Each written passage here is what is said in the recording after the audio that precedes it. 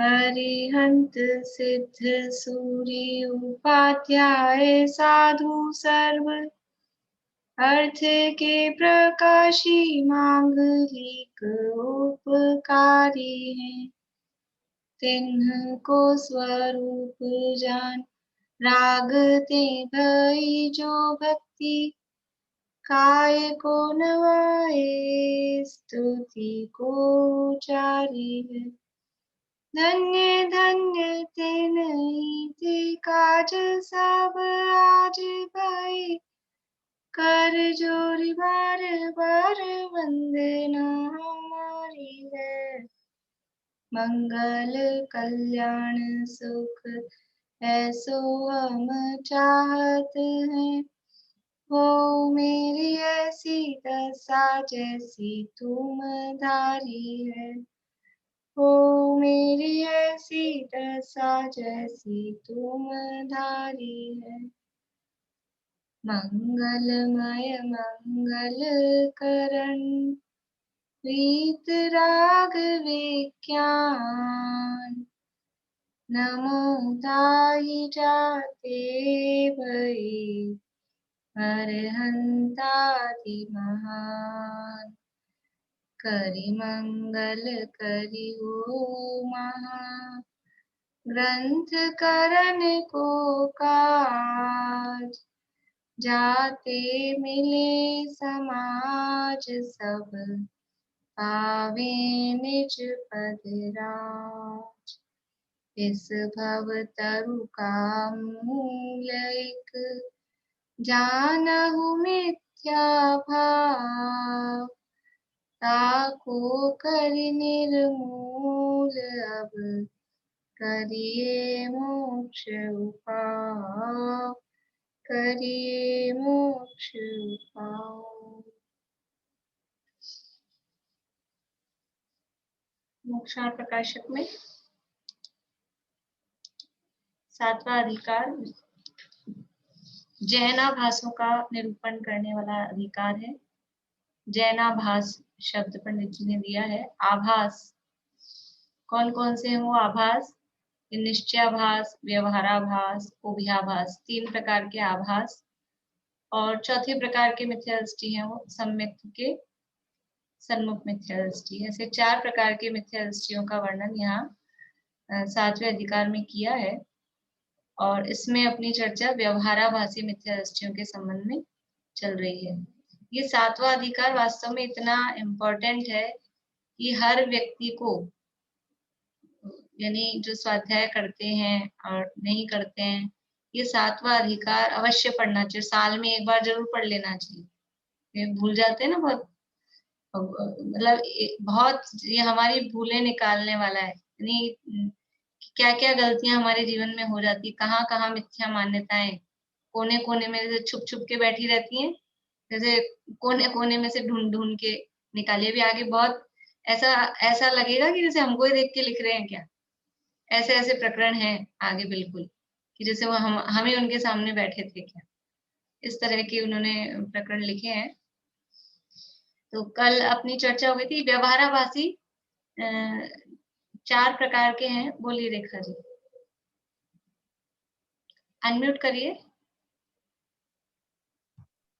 Ma'am अगर ये पूछा जाता है कि मिथ्या दृष्टि कितने प्रकार की है तो 4 प्रकार के लिखना है, और आभास का पूछेंगे तो 3 प्रकार के। आभास 3 प्रकार के। तो 4 प्रकार के व्यवहाराभासी कौन कौन से हैं? 4 प्रकार के व्यवहाराभासी। बेला भाभी।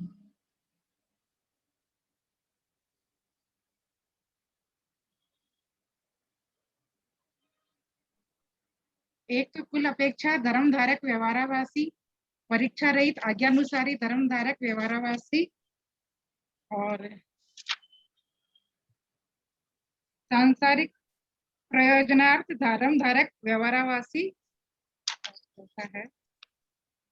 धर्म बुद्धि से धर्म धारक व्यवहाराभासी। याद करते हैं ये।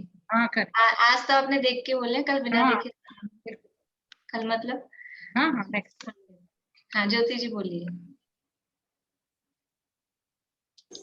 कुल अपेक्षा धर्मधारी, परीक्षा के बिना आज्ञा के अनुसार जो धर्मधारी, सांसारिक प्रयोजन वाले धर्मधारी और धर्म बुद्धि धर्मधारी।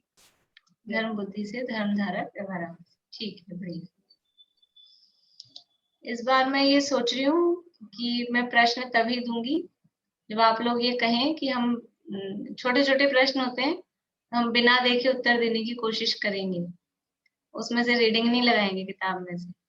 थोड़ा बहुत हम विषय पढ़ते हैं तो क्या समझ में आया वो अपनी बुद्धि से हम, आप देख के आओ, मतलब प्रश्न तो मैं डाल ही दूंगी तो आप देख के आओ, लेकिन कोई बात ऐसी हो, कोई शब्द नहीं आ रहा हो तो हम नजर नीचे कर लें, लेकिन हम उसको कह पाए, हम उसको बता पाए कि हमने क्या पढ़ा है, इसमें से क्या समझ में आया।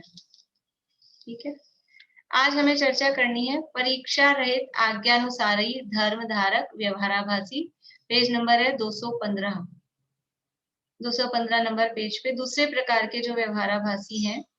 व्यवहाराभासी किसे कहते हैं कि व्यवहार तो जिनके जीवन में प्रकट हुआ नहीं है, लेकिन व्यवहार ने के अनुसार जो क्रियाएं कही जाती है, उन क्रियाओं को करके ही अपने को समझ रहे हैं कि हम धर्मात्मा हो गए, अपने को सम्यक दृष्टि ज्ञानी मान रहे हैं, तो वो कहलाते हैं व्यवहाराभासी।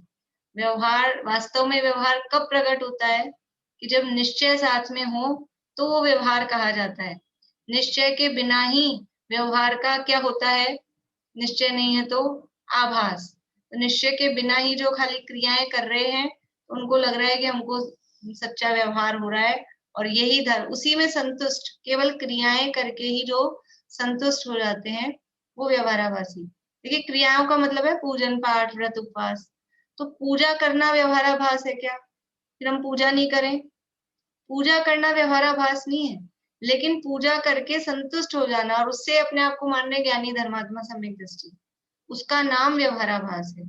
निश्चय प्रकट ही नहीं हुआ और खाली पूजन की, पाठ किया, क्रियाकांड जो भी और भी क्रियाएं हैं वो करके ही अपने को धर्मात्मा मान रहे हैं कि हम बहुत बड़े धर्मात्मा ज्ञानी हो गए, उसका नाम आभास है, उसका नाम व्यवहाराभास।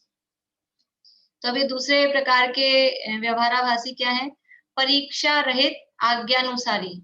नाम से ही समझ में आता है कि परीक्षा रहित यानी परीक्षा नहीं करते हैं, और आज्ञानुसारी, बस जैसी आज्ञा दी उसके अनुसार। धर्मधारक, परीक्षा नहीं की, जो आज्ञा मिली है उस आज्ञा के अनुसार धर्म धारण किया और अपने को मान रहे हैं यानी धर्मात्मा, तो वो वास्तव में क्या है? व्यवहाराभासी। परीक्षा रहित आज्ञानुसारी धर्म धारक, परीक्षा रहित आज्ञानुसारी, बिना परीक्षा के आज्ञा मात्र को मानकर वो धर्म धारण करने वाले व्यवहाराभासी। देखिए, पढ़ते हैं यहाँ से, 215 नंबर पेज है। तथा कितने ही आज्ञानुसारी जैनी होते हैं।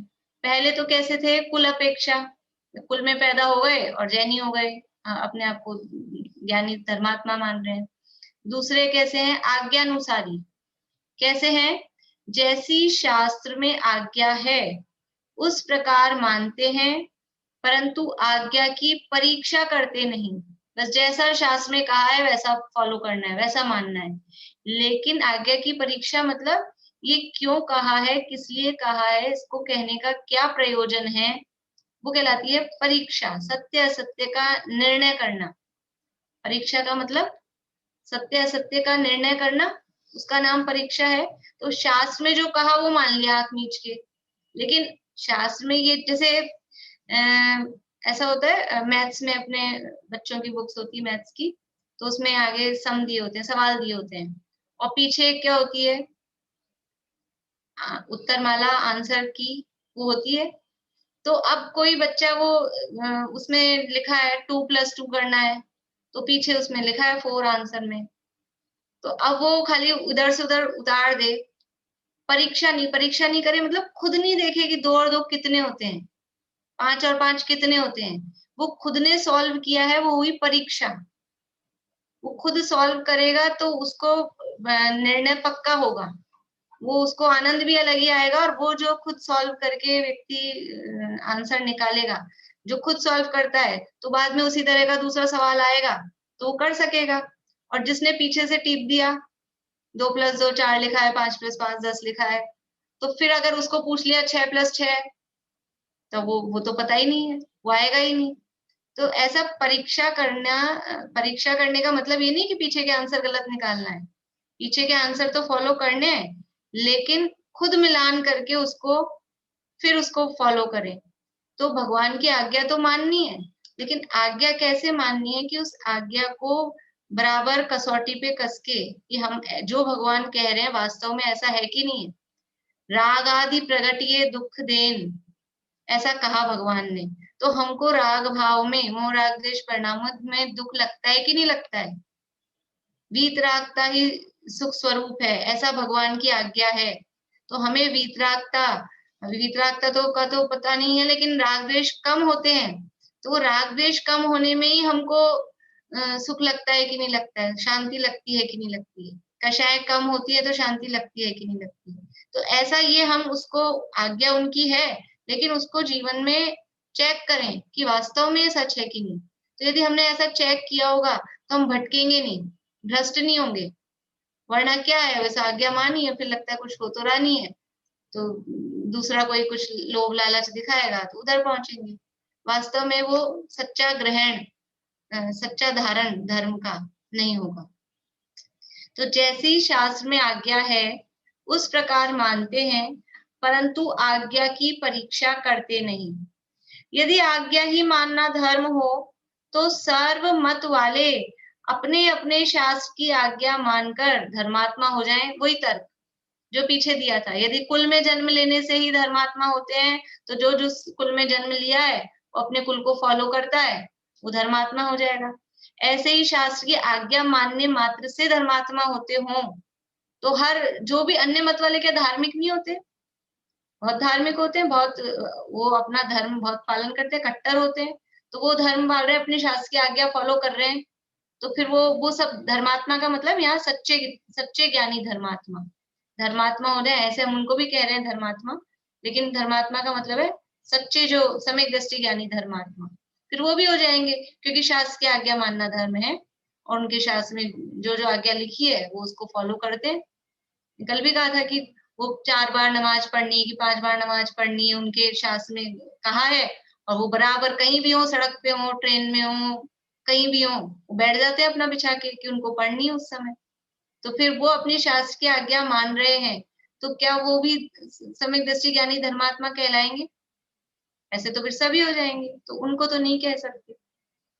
इसलिए यदि आज्ञा ही मानना धर्म हो तो सर्व मत वाले अपने अपने शास्त्र की आज्ञा मानकर धर्मात्मा हो जाएं।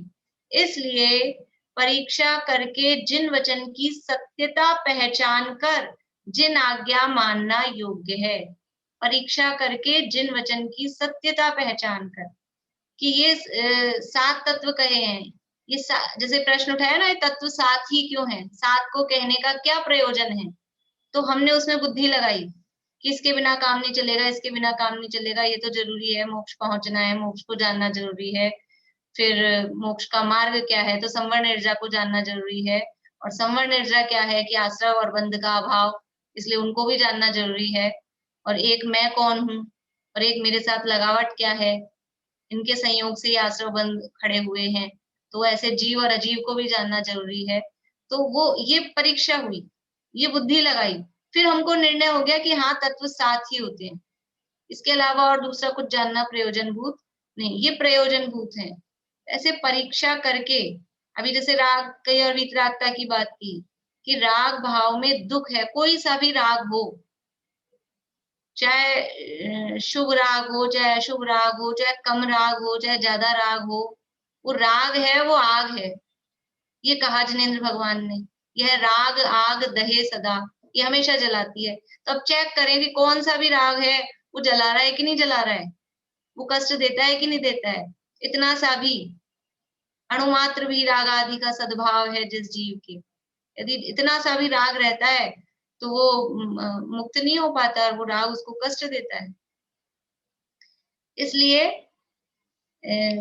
परीक्षा करके जिन वचन की सत्यता पहचान कर जिन आज्ञा मानना योग्य है, जिन आज्ञा मानना, लेकिन उसको परीक्षा करके, निर्णय करके फिर उसमें विश्वास होता है, विश्वास दृढ़ होता है।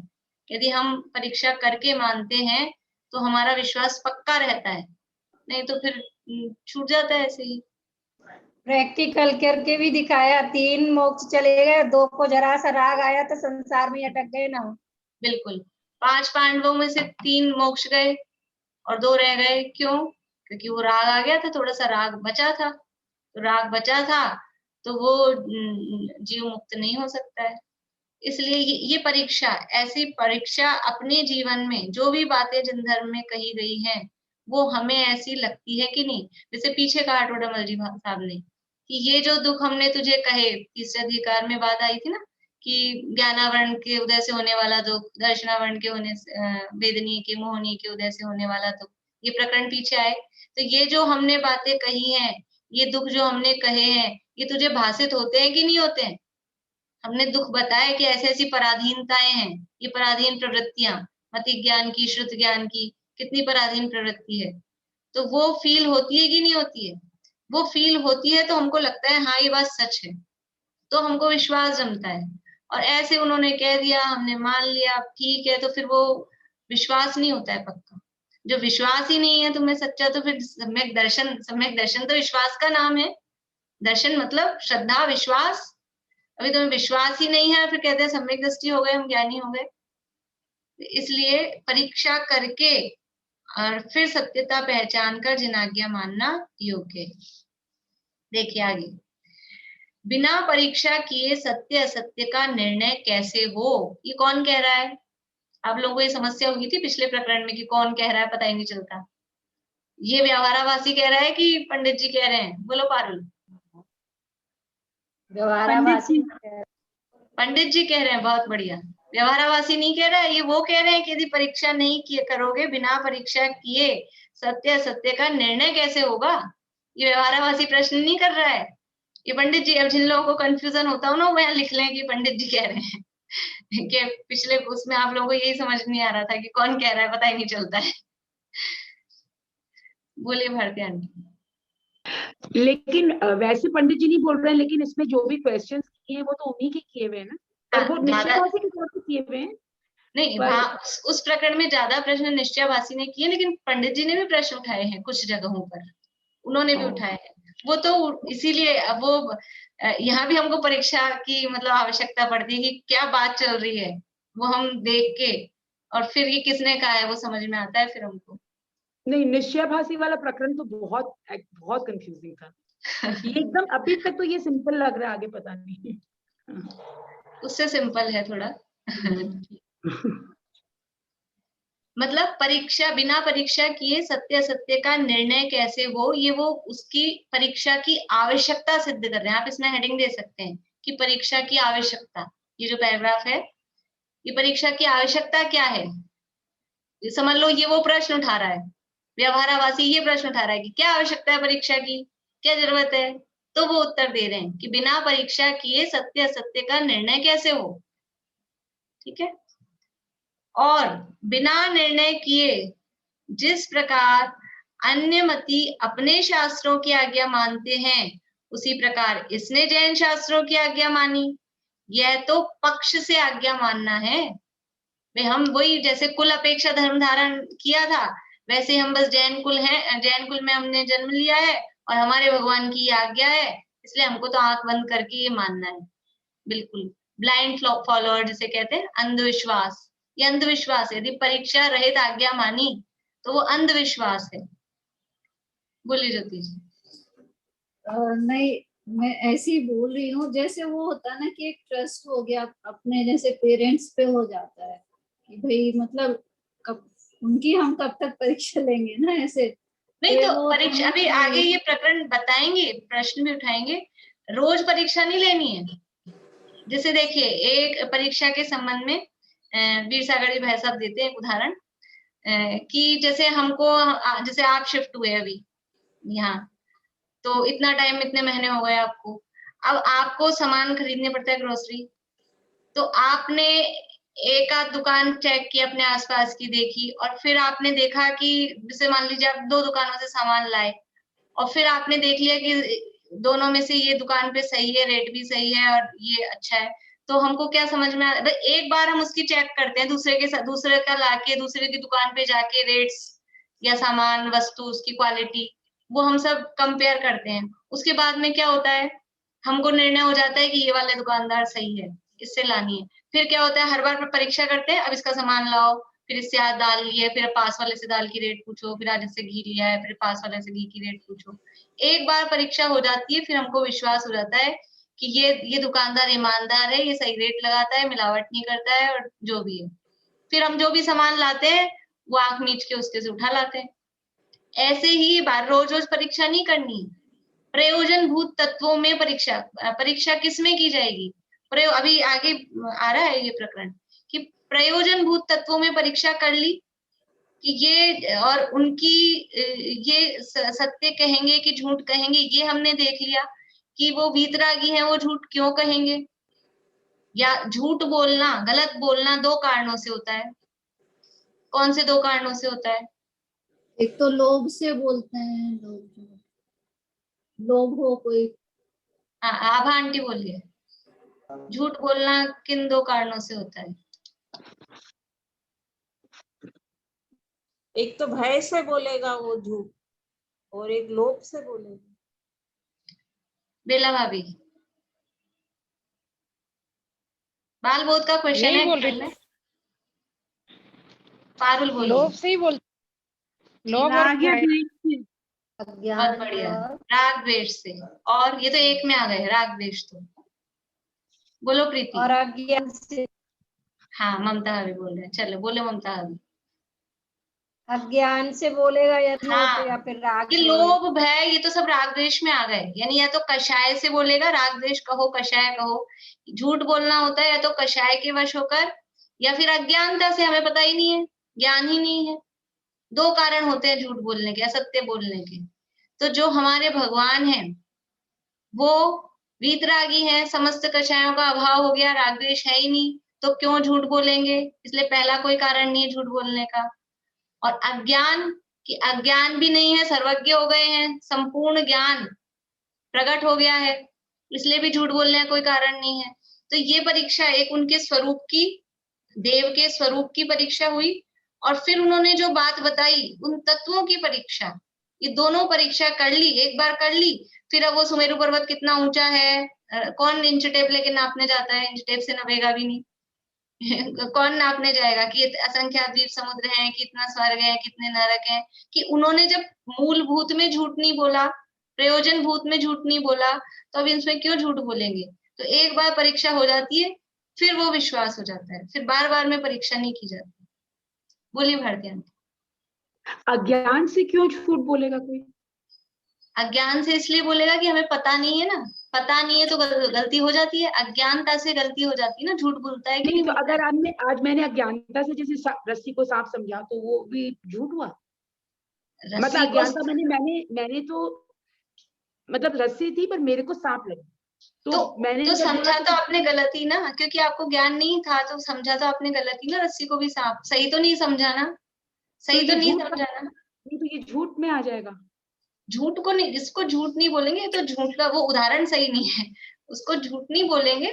लेकिन अभी सत्य असत्य, यानी हमको जैसे कोई भी बात है, समझ लीजिए अभी आपके घर में मान लीजिए कोई 4 जने हैं, और अभी आप क्लास में बैठे हैं, पीछे से एक व्यक्ति बाहर चला गया, और आपकी क्लास पूरी होते ही किसी ने बोला कि वो घर में है, और आपने कह दिया कि हाँ घर में है। तो अब आपने सच बोला कि झूठ बोला? तो घर में नहीं थे। तो आपको क्योंकि ज्ञान नहीं था, अज्ञानता के कारण झूठ हो गया आपसे। तो अज्ञानता के कारण झूठ बोलेगा ना, बोला तो झूठ ही ना। मतलब भले ही उसमें पाप, अभी हम पाप वाप की बात नहीं कर रहे, पाप कितना लगेगा कि नहीं लगेगा, लेकिन वो असत्य हुआ कि नहीं हुआ, बोलना आपका भाषण असत्य हुआ कि नहीं हुआ। तो जो अज्ञानता के कारण झूठ बोला जाता है, बोलता है, और फिर उसमें साथ में मान का शहर ये जो बने, तो आदमी बोल ही देता है कुछ भी, पता नहीं हो तो भी अपने मान के पोषण के लिए कुछ भी बोलते हैं। इसलिए 2 कारण हैं झूठ बोलने के, असत्य भाषण, असत्य बोला गया। तो ये बिना यहाँ परीक्षा की आवश्यकता बता रहे हैं कि बिना परीक्षा किए सत्य असत्य का निर्णय कैसे हो, और बिना निर्णय किए जिस प्रकार अन्यमति अपने शास्त्रों की आज्ञा मानते हैं, उसी प्रकार इसने जैन शास्त्रों की आज्ञा मानी। तो यह तो पक्ष से आज्ञा मानना हुआ। ठीक है, ये उन्होंने परीक्षा की आवश्यकता बता दी कि सत्य सत्य का निर्णय नहीं हो सकता, और निर्णय किए बिना आज्ञा मान रहे हैं तो वो अन्य मतों के जैसा आज्ञा मानना हुआ। और हम और अपने मन से इसमें अपने तरफ से कह सकते हैं कि निर्णय किए बिना विश्वास नहीं हो सकता है। सच्चा विश्वास वो निर्णय से ही होता है। अब कह रहा है, अब कौन कह रहा है? व्यवहाराभासी। आप ऐसे लिख लीजिए, जैसे बुक नहीं होती अपने बाल बोध वगैरह में कि ये वो हीरा लाल कह रहा है, ये ज्ञानचंद कह रहा है ऐसे ये व्यवहाराभासी कह रहा है कि ये पंडित जी कह रहे हैं, तो आपको समझ में आ जाएगी बात। कोई कहे कि शास्त्र में 10 प्रकार के सम्यक्त्व में आज्ञा सम्यक्त्व कहा है, वह आज्ञा विचय धर्म ध्यान का भेद कहा है, वह निशंकित अंग में जिन वचन में संशय का निषेध किया है वह किस प्रकार है। तीन उसने प्रमाण दिए हैं शास्त्र के। 3 जगह कहा है कि भगवान के वचनों में शंका नहीं करना। ऐसा कहाँ कहा है? एक तो कहा है कि शास्त्रों में 10 प्रकार के सम्यक्त्व कहे हैं। आत्मानुशासन ग्रंथ है अपना, उसमें 10 प्रकार के सम्यक्त्व बताए गए हैं। उसमें एक सम्यक्त्व का पहला ही नाम है आज्ञा सम्यक्त्व। अभी अपन करते हैं उसकी चर्चा आत्मानुशासन में से। फिर दूसरा है धर्म ध्यान। धर्म ध्यान के 4 भेद हैं, उनमें से एक आज्ञा विचय नाम का धर्म ध्यान है। तो वो आज्ञा विचय का मतलब भी है कि भगवान की आज्ञा के अनुसार मानना, ये आज्ञा विचय नाम का धर्म ध्यान हुआ। और तीसरा है कि निशंकित अंग, ये तो हमने सबने पढ़ा है। निशंकित अंग कि जिन वचन में शंका न धार, जिन्हें भगवान के वचनों में शंका नहीं करना, उसका नाम निशंकित अंग है। तो फिर हम शंका कैसे कर सकते हैं? परीक्षा करने का मतलब तो हो गया हमको शंका हो रही है, हम शंका कैसे कर सकते हैं? इसलिए हमारा निशंकित अंग खतरे में पड़ जाएगा यदि हम परीक्षा करेंगे।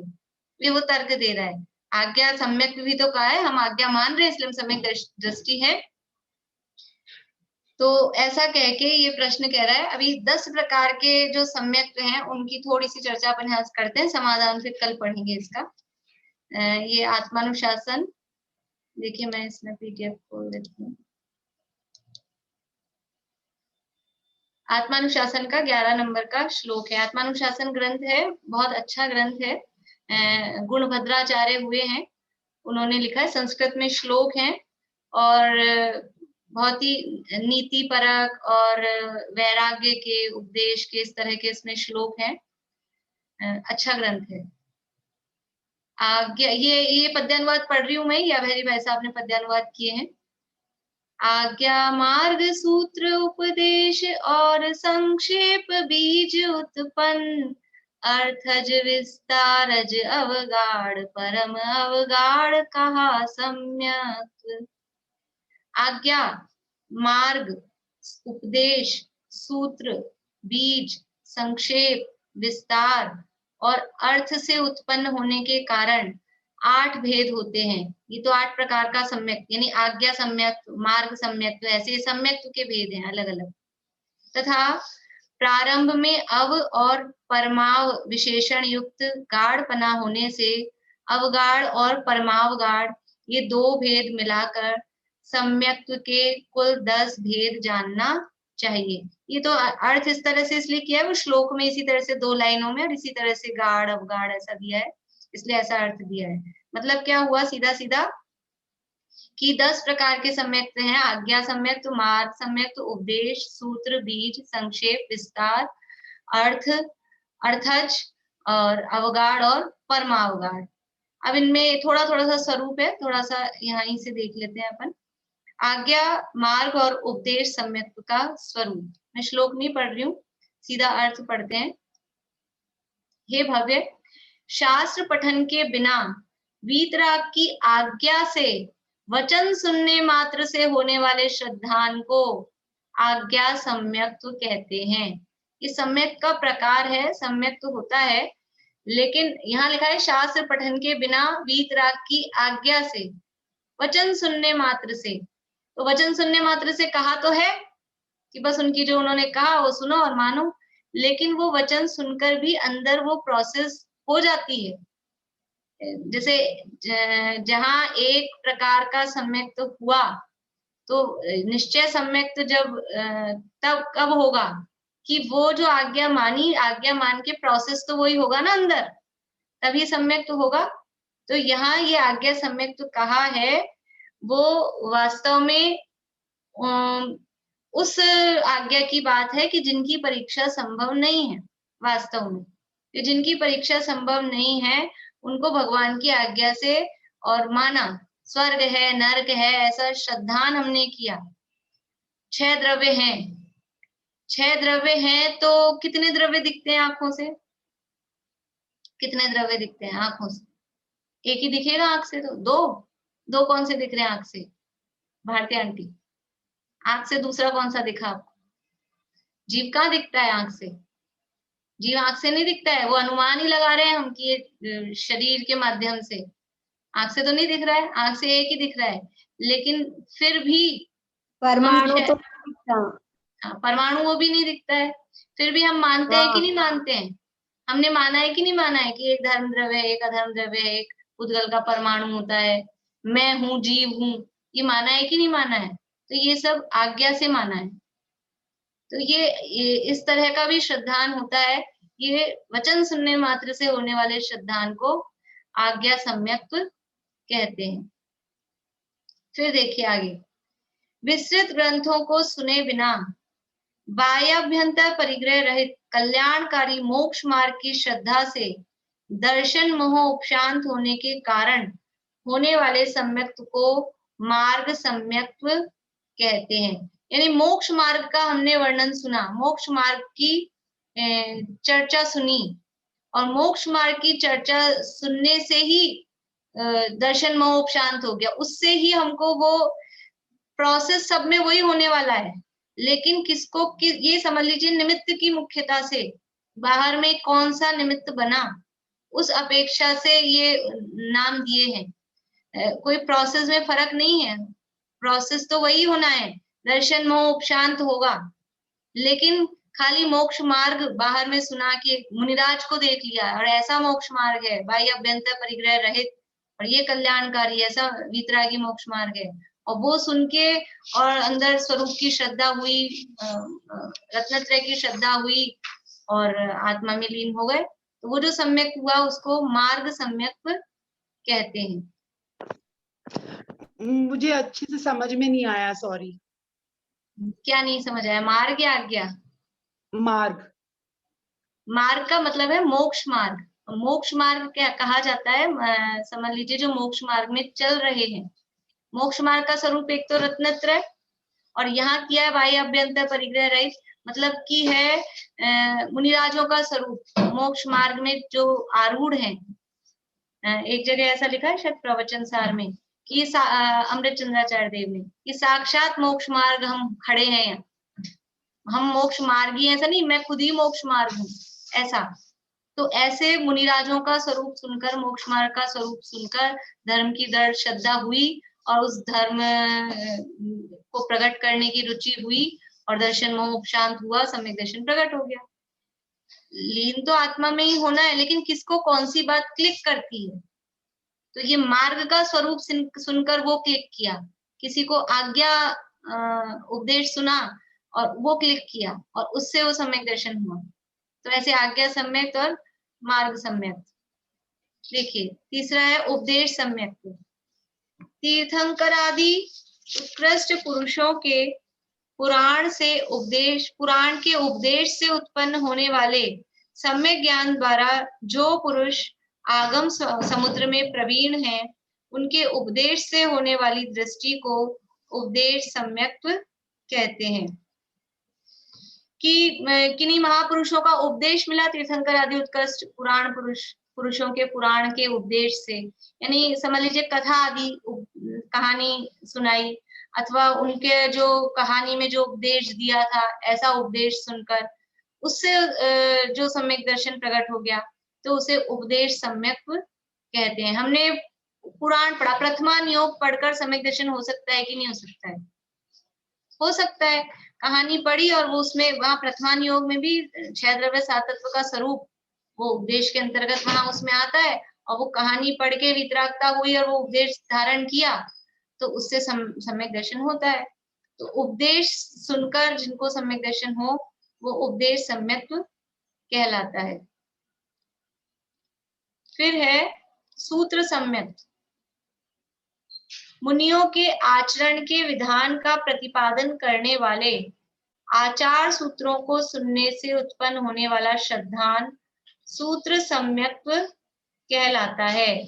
यानी कि कोई सूत्र सुना, यहाँ तो कहा है विशेष रूप से मुनियों के आचरण का प्रतिपादन करने वाले आचारांग सूत्र, ये सूत्र कहे जाते हैं।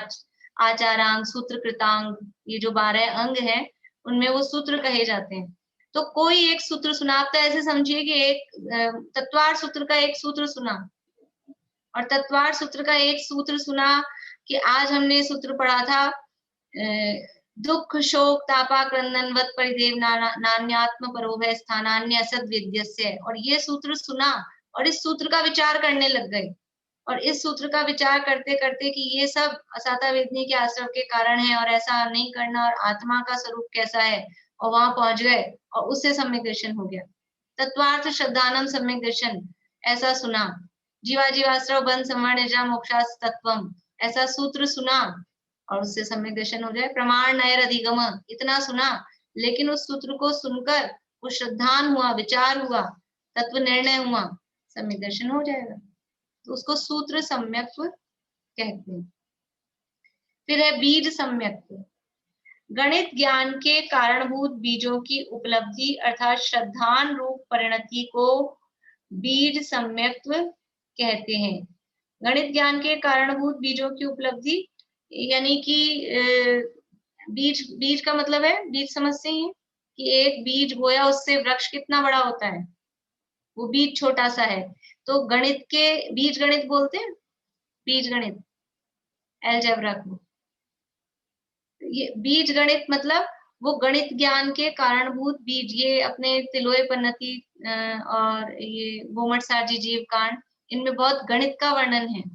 तो वो कोई एक गणित वाला कोई सूत्र पढ़ा सुना, उसकी उपलब्धि हुई और फिर उसको गहराई से विचार करने पर उसका श्रद्धान हो गया। या ऐसा ले कि एक जैसे बीज बुद्धि रिद्धि होती है कि एक पद एक शब्द सुना और बीज पद, जैसे इनको भी बीजाक्षर कहते हैं, ओम रीम ये जो शब्द होते हैं अपने, अरहम, ये बीजाक्षर कहलाते हैं। तो ऐसा बीजाक्षर को सुना और उससे श्रद्धान परिणत हो गया और सम्यक दर्शन हो गया। यह श्रद्धान दर्शन मोह के उपशम से होता है। मतलब वो दर्शन मोह का उपशम, वो जो प्रोसेस है वो तो होगी ही सब में, ऐसा नहीं है, लेकिन बाहर में कारण क्या दिखाई दे रहे हैं उसके आधार पे ये सम्यक के अलग अलग टाइप से भेद करेंगे। इसके बाद में है, देखिए, पदार्थों को संक्षिप्त रूप से जानने से होने वाले श्रद्धान को संक्षेप सम्यक्त्व कहते हैं। पदार्थों को संक्षिप्त रूप में जाना, जैसे समय सार कहा, तो समय सार आचार्य कुंकुंद आचार्य ने लिखा, तो संक्षेप रुचि वाले सब तरह के लोग होते हैं। कुछ होते हैं जैसे हम पढ़ रहे हैं क्लास में, हम विस्तार रुचि वाले हैं, पढ़ाओ, अभी मैं इतना फास्ट पढ़ा रही हूँ, मुझे लगता है कुछ लोग कह देंगे कि अभी भारती आंटी ने कह दिया समझ नहीं आ रहा, तो कुछ समझ नहीं आ रहा तो आप विस्तार से पढ़ाओ। हम विस्तार से पढ़ेंगे तो 2-3 दिन लग जाएंगे इसमें। और कुछ ऐसे हैं कि नहीं आप तो शॉर्ट में बता दो असली बात क्या है, हमारे पास ज्यादा समय नहीं है। तो समय सार लिखा कुंकुंद आचार्य ने, तो संक्षेप रुचि वालों के लिए 12 गाथाओं में पूरा हो गया, 12वीं गाथा तक कंप्लीट है संक्षेप में जिसको पढ़ना है, और विस्तार में जिसको पढ़ना है उसके लिए 415 गाथाएं हैं। तो संक्षेप में जाना और उससे ही उसको श्रद्धान हो गया, तो वो कहलाएगा संक्षेप सम्यक। थोड़ा ही जाना, जीव जुदा पुद्गल जुदा, यही तत्व को सार, इतना जाना और सम्यक तो हो गया, तो ये संक्षेप सम्यक। इसके बाद में है विस्तार, अर्थ, अवगाढ़ और परमावगाढ़। देखिए, द्वादशांग रूप वाणी को सुनकर होने वाली रुचि को विस्तार सम्यक तो जान। संक्षेप का अपोजिट है विस्तार। 12 गाथाओं में नहीं हुआ, हमको तो डिटेल में बताओ, तो 415 गाथाएं, और 415 में भी नहीं हुआ, हमको पूरा द्वादशांग वाणी, पूरा द्वादशांग बताओ। और फिर जो रुचि यानी जो सम्यक हुआ उसका नाम है विस्तार सम्यक। समझ में आ रहा है? संक्षेप का अपोजिट विस्तार। फिर है अर्थ सम्यक। जैन शास्त्रों के वचनों के बिना किसी अर्थ के निमित्त से होने वाली दृष्टि अर्थ दृष्टि है। जैन शास्त्रों के वचनों के बिना किसी अर्थ के निमित्त से, मतलब बाहर में कोई पदार्थ देखा और उस पदार्थ के स्वरूप का विचार करना, अर्थ यानी पदार्थ, तो उसके निमित्त से होने वाली जो दृष्टि यानी जो श्रद्धान हुआ, उसका नाम अर्थ सम्यक है। फिर है आगे अवगाढ़ और परमावगाढ़। देखिए अभी मैं इसके भावार्थ और पढ़ दूंगी, आपको अच्छे जल्दी समझ में आ जाएगा। और अवगाढ़ और परमावगाढ़। अवगाढ़ सम्यक किसे कहते हैं? अंग और अंग बाह्य सहित जैन शास्त्रों में अवगाहन करने से उत्पन्न होने वाली दृष्टि अवगाढ़ दृष्टि है। इसी को अवगाढ़ सम्यक तो जानना चाहिए। यानी कि पूरे द्वादशांग का ज्ञान जिनको है, द्वादशांग के ज्ञान, अंग और अंग बाह्य मतलब अंग यानी बारह अंग, द्वादशांग, और अंग बाह्य यानी उसके बाहर भी जो रह गए हैं प्रकीर्णक, उन सहित जैन शास्त्रों में यानी जो अवगाहन करते हैं, मतलब जो द्वादशांग के पाठी हैं, उनका जो सम्यक तो है वो कहलाता है अवगाढ़ सम्यक। अवगाढ़ का मतलब गाढ़ा हो गया है, पक्का हो गया है, ऐसा। और परमावगाढ़ किसे कहते हैं? पर अवगाढ़ तो वो गाढ़ा हुआ था और ये परम अवगाढ़ हुआ है, और दृढ़ में भी और दृढ़। कैसा है? केवल ज्ञान द्वारा जाने गए पदार्थों का श्रद्धान वो परमावगाढ़ दृष्टि के नाम से प्रसिद्ध है। केवल ज्ञानी परमात्मा का, अरहंत भगवान का, सिद्ध भगवान का सम्यक्त्व, वो कौन सा सम्यक कहलाता है? वो कहलाता है परमावगाढ़ सम्यक्त्व। द्वादशांग के पाठी जो शुद्ध केवली हैं, उनका सम्यक्त्व है अवगाढ़ सम्यक, और केवली भगवान का, अनंत सिद्ध भगवान का सम्यक परम अवगाढ़ सम्यक। केवल ज्ञान के द्वारा जान लिया तो अब श्रद्धा में कमजोरी रहेगी कुछ? केवल ज्ञान के द्वारा जब पदार्थ यथार्थ जान लिए गए हैं तो वो परम अवगाढ़ सम्यक उनका कहा जाता है। इस प्रकार सम्यक के 10 भेदों का स्वरूप कहा। देखिए भावार्थ पढ़ती हूँ, इसमें थोड़ा और सरल शब्दों में दिया है। ये भावार्थ लिखे टोडरमल जी साहब ने। आत्मानुशासन की टीका, भाषा टीका टोडरमल जी साहब ने लिखी है। देखिए यहाँ सम्यक्त्व के 10 भेद कहे हैं। जो श्रद्धान वीतराग के वचनों से ही उत्पन्न हो वह आज्ञा सम्यक्त्व है। जो मोक्ष मार्ग ही के श्रद्धान से उत्पन्न हो वह मार्ग सम्यक्त्व है। उत्तम पुरुषों के पुराण आदि सुनने से उत्पन्न होने वाला श्रद्धान ये उपदेश सम्यक्त्व है। इसको अपन कह सकते हैं प्रथमान योग से जो सम्यक्त हुआ, उपदेश सम्यक्त मतलब प्रथमान योग के द्वारा सम्यक्त हुआ, वो उपदेश सम्यक्त। मुनियों के आचरण सुनने से उत्पन्न होने वाला श्रद्धान सूत्र सम्यक्त्व है। जो कहा था ना, सूत्र आचारों का यानी उनके आचरण सूत्र, आचारांग सूत्र में से कोई सूत्र सुना और फिर सम्यक्त्व हो गया, तो इसको कह सकते हैं चरणान योग की अपेक्षा से सम्यक्त्व हुआ, क्योंकि ये मुनियों के आचरण आदि सुनने से श्रद्धान हुआ। फिर है बीज गणित आदि के द्वारा कर्णान योग के निमित्त से होने वाला श्रद्धान वो बीज सम्यक्त्व है। जो बात की थी गणित के सूत्र, जो कर्णान योग के शास्त्र हैं, उनसे जो सम्यक्त्व हो रहा है, गणित की बातें इतने यानी गणित देखें कि कैसे असंख्यात कितना बड़ा बड़ा है, कैसे कैसे असंख्यात है, फिर उससे बड़ा अनंत कितना बड़ा है, कैसे अनंत होता है, उसमें क्या क्या मिलाया जाता है, मतलब मिलाया मतलब क्या क्या जोड़ने पर वो अनंत बनता है, और द्विरूप वर्ग धारा, घन धारा, ऐसे गणित, पूरा अलौकिक गणित का वर्णन है। तो वो सुन के केवल ज्ञान की महिमा आ जाए, अपने ज्ञान स्वभाव की महिमा आ जाए, श्रद्धा दृढ़ हो जाए, सम्यक दर्शन हो जाए, तो उसका नाम है बीज सम्यक। संक्षेप रूप पदार्थों का स्वरूप सुनकर होने वाला श्रद्धान संक्षेप सम्यक्त्व है, और द्वादशांग को सुनकर होने वाला श्रद्धान विस्तार सम्यक्त्व है। फिर किसी दृष्टांत आदि रूप पदार्थ से होने वाला श्रद्धान वो अर्थ सम्यक्त्व है। ये जो अर्थ सम्यक्त्व बताया था, बाहर के किसी पदार्थ को देख के दृष्टांतों से सम्यक दर्शन हो जाए। कैसे? शिवभूति मुनिराज को तुस्मासम घोषंतो, वो दाल और छिलका अलग अलग कर रही थी, दृष्टांत देखा बाहर में और उपयोग अंदर में चला गया। तो ये उनको बाहर के पदार्थ देखकर श्रद्धांत दृढ़ हो जाए, ये अर्थ सम्यक्त्व है। फिर शुद्ध केवली को होने वाला श्रद्धान अवगाढ़ सम्यक्त्व है, और केवल ज्ञानी को होने वाला श्रद्धान ये परमावगाढ़ सम्यक्त्व है। इस प्रकार ये एक सम्यक्त्व के अन्य निमित्तों की अपेक्षा, ये बात यहाँ कह दी, देखिए सम्यक्त्व एक है, एक सम्यक्त्व के अन्य निमित्तों की अपेक्षा 10 भेद जानना चाहिए। सम्यक्त्व तो एक ही है, लेकिन बाहर में निमित्त क्या बन रहे हैं। किसी को उदाहरण देखने से हुआ, किसी को प्रथमानुयोग पढ़ने से हुआ, किसी को चरणानुयोग पढ़ने से हुआ, किसी को थोड़ा पढ़ने से हो गया, किसी को बहुत पढ़ने से हो गया। तो ये बाहर के निमित्तों की अपेक्षा से ये 10 भेद जानना चाहिए। शॉर्ट में अपन ने प्रकरण आया तो वैसे पढ़ने में नहीं आते, ये मुख्य रूप से आत्मानुशासन में ही देखने में आते हैं, इसलिए ये प्रकरण अपन ने यहाँ पर लिया है। अब ये जो प्रश्न किया है, इस प्रश्न का समाधान अपन कल पढ़ेंगे। बोलिए भारती आंटी। कल मतलब मंडे को। अर्थ सम्यक्त्व जो कहा ना, वो यहाँ पे अर्थ का क्या मतलब क्या मीनिंग में लेना? अर्थ का मतलब पदार्थ, वस्तु। पदार्थ नहीं तो वो तो कोई दृष्टांत देख के हुआ तो ना। दृष्टांत में वस्तु ही तो हुई। दृष्टांत का मतलब वो कोई बाहर में पदार्थ देगा, कोई वस्तु देखी। तो उन्होंने दाल और छिलकी को अलग होते हुए देखा, कोई हाँ ऐसे। ऐसा। बोलिए पारुल। भाभी ये अवगाढ़ और परम अवगाढ़, ये केवल शुद्ध केवली और अरिहंत और सिद्ध भगवानों को ही। हाँ हाँ, अवगाढ़ सम्यक तो शुद्ध केवली जो दार्शांग के पाठी हैं, उन्हीं के सम्यक को अवगाढ़ सम्यक कहेंगे, और अनंत और सिद्ध भगवान के सम्यक को, केवल ज्ञानी भगवान के सम्यक को परमावगाढ़ सम्यक कहेंगे। ये दो बिल्कुल फिक्स है। उसके अलावा फिर कैसे हुआ निमित्तों की अपेक्षा से, तो वो अलग अलग अपन घटा सकते। तो जैसे अपने तीर्थंकरों को कईयों को बिजली चमकते हुए देखकर हुई, तो वो दृष्टांत सम्यक में आएगा।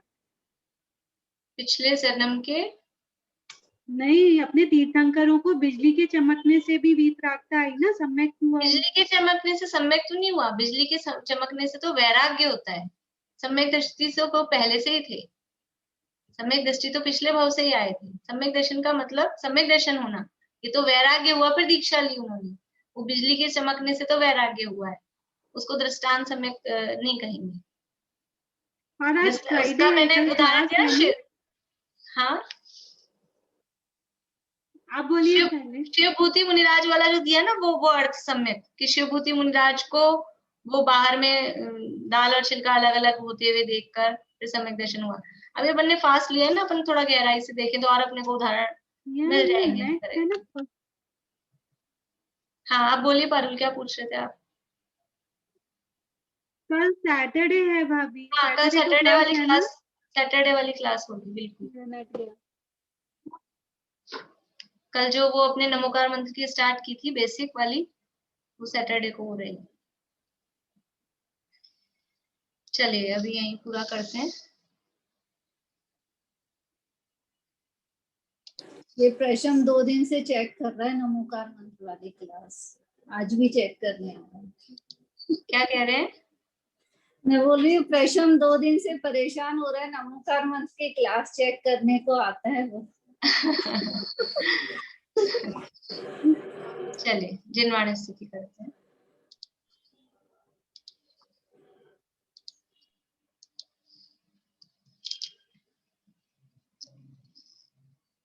मन हर मदन तन वरन सुवरन सुमन सुमन समान, धन धान्य पूरित संपदा अगणित कुबेर समान थी उर्वशी सी अंगनाई संगिनी संसार की, श्री कुंत जिन तृण समत जीवी राह भव दधिकार की।